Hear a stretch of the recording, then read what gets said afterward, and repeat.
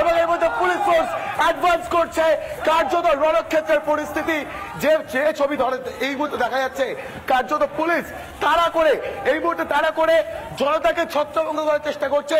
শ্যামবাজার পাঁচমাথার মোড়ের দিক থেকে জনতা তারা ভাঙচুর চালানোর লক্ষ্যে এবং পুলিশকেও আক্রমণ করা হয়েছে, কিন্তু বারবার বারবার একাধিক প্রশ্ন রয়েছে। এই জনতা কারা, তারা কি এমন প্রতিবাদ জানাচ্ছেন? আর এটা যদি প্রতিবাদের ভাষা হয়, এটা যদি প্রতিবাদের ভাষা হয়, এটা যদি প্রতিবাদের ভাষা হয়, তাহলে তাহলে অবশ্যই প্রশ্ন থাকবে এই প্রতিবাদ নিয়ে। এবং এই মুহূর্তে দাঁড়িয়ে এই মুহূর্তে পুলিশকে লক্ষ্য করে ইট ছোড়া হচ্ছে, পুলিশকে লক্ষ্য করে মুহুর্মুহু ইট ছোড়া হচ্ছে। কার্যত কেউ নিরাপদ নন, কেউ নিরাপদ নন। না না পুলিশ মন্ত্রী মমতা বন্দ্যোপাধ্যায়ের পুলিশ, না আরজিকর মেডিকেল কলেজ এবং হাসপাতাল, না চিকিৎসক, না স্বাস্থ্যকর্মী, কেউ নিরাপদ নন। একাধিক পুলিশ আধিকারিকেরা তারা এখানে রয়েছেন এবং এই মুহূর্তে গোটা এলাকা জুড়ে শুধু ইট আর ইটের টুকরো। বাড়তি ফোর্স, এই মুহূর্তে বাড়তি ফোর্স কিন্তু দিয়ে আসা হচ্ছে। পুলিশের যারা উচ্চপদস্থ আধিকারিক তারা এখানে ঢুকছেন। সিপি, কলকাতা পুলিশের সিপি বিনীত গোয়েল, তার কাছে এখন অব্দি কোনো উত্তর নেই। এই মুহূর্তে দাঁড়িয়ে রাফ পার্টি, সেই রাফ পার্টিকে ফেরত আনা হচ্ছে। তার পাশাপাশি কলকাতা পুলিশের যারা কর্মীরা তারা এখানে দাঁড়িয়ে রয়েছেন, কিন্তু কে নিরাপদ, এটাই এখন সব থেকে বড় প্রশ্ন। আলীর সঙ্গে ভাস্কর বসু, রিপাবলিক বাংলা, কলকাতা।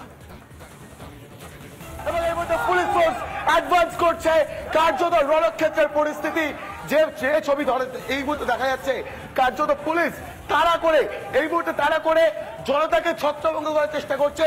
শ্যামবাজার পাঁচমাথার মোড়ের দিক থেকে জনতা তারা ভাঙচুর চালানোর লক্ষ্যে এবং পুলিশকেও আক্রমণ করা হয়েছে, কিন্তু বারবার বারবার একাধিক প্রশ্ন রয়েছে।